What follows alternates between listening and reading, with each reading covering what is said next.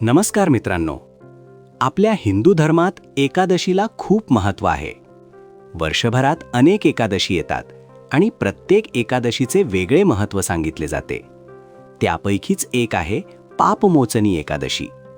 असे मानले जाते की या एकादशीचे व्रत केल्याने मनुष्याच्या पापांचा नाश होतो आणि त्याला आध्यात्मिक शांती मिळते. पण या एकादशीला पापमोचनी हे नाव कसे मिळाले? यामागे एक अतिशय सुंदर आणि रोचक कथा सांगितली जाते. ही कथा प्राचीन काळातील आहे.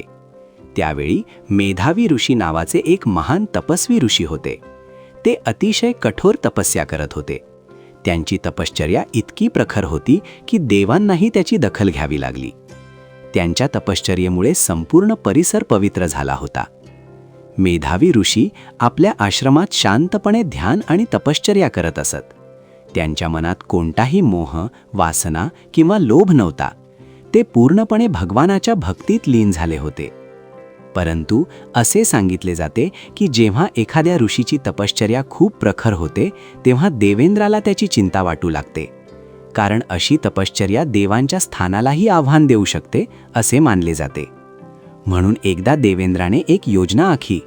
त्याने स्वर्गातील एक अत्यंत सुंदर अप्सरा मंजू घोषा हिला मेधावी ऋषींच्या आश्रमात पाठवले. तिचे काम होते मेधावी ऋषींच्या तपश्चर्येला भंग पाडणे.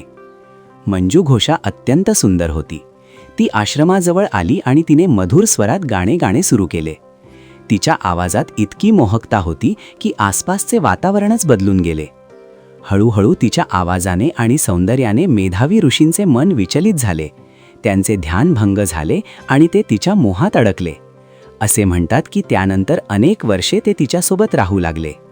परंतु या काळात मेधावी ऋषींना वेळ कसा गेला हेही समजले नाही. त्यांना वाटत होते की काही दिवसच गेले आहेत, पण प्रत्यक्षात अनेक वर्षे निघून गेली होती. एके दिवशी मंजू घोषाने मेधावी ऋषींना सांगितले की आता तिला स्वर्गात परत जायचे आहे. तेव्हा मेधावी ऋषींना अचानक जाणीव झाली की त्यांच्या तपश्चर्येचा भंग झाला आहे आणि त्यांनी आपला बहुमूल्य वेळ गमावला आहे. या गोष्टीचा त्यांना खूप राग आला. रागाच्या भरात त्यांनी मंजू घोषाला शाप दिला की ती पिशाच्च भूत बनेल. शाप मिळाल्यानंतर मंजू घोषा खूप घाबरली आणि तिने ऋषींना क्षमा मागितली. मंजू घोषा रडत रडत म्हणाली की तिच्याकडून चूक झाली आहे आणि कृपया तिला शापातून मुक्त होण्याचा मार्ग सांगावा. तेव्हा मेधावी ऋषींना आपल्या रागाची जाणीव झाली. त्यांनी शांत होत तिला सांगितले की चैत्र महिन्यातील कृष्ण पक्षातील एकादशीचे व्रत केल्याने तिचा शाप दूर होईल. हीच ती एकादशी पुढे पापमोचनी एकादशी म्हणून प्रसिद्ध झाली. मंजू घोषाने श्रद्धेने हे व्रत केले आणि त्या व्रताच्या प्रभावाने तिचा शाप दूर झाला. असेही सांगितले जाते की मेधावी ऋषींनी देखील हे व्रत करून आपल्या चुकीबद्दल प्रायश्चित्त केले. या कथेतून एक मोठा संदेश मिळतो. मनुष्य कितीही मोठा असला तरी मोह, वासना आणि राग यामुळे त्याचा मार्ग चुकू शकतो. पण जर मनुष्याला आपल्या चुकीची जाणीव झाली आणि त्याने योग्य मार्ग स्वीकारला तर त्याला मुक्ती मिळू शकते. म्हणूनच पापमोचनी एकादशीचे व्रत अत्यंत महत्त्वाचे मानले जाते. या दिवशी भगवान विष्णूची पूजा करून उपवास केल्याने मन शुद्ध होते आणि पापांचा नाश होतो असे मानले जाते. आजही अनेक भक्त श्रद्धेने पापमोचनी एकादशीचे व्रत करतात आणि भगवान विष्णूची प्रार्थना करतात.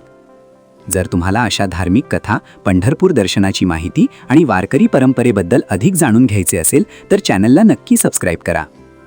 जय हरी विठ्ठल.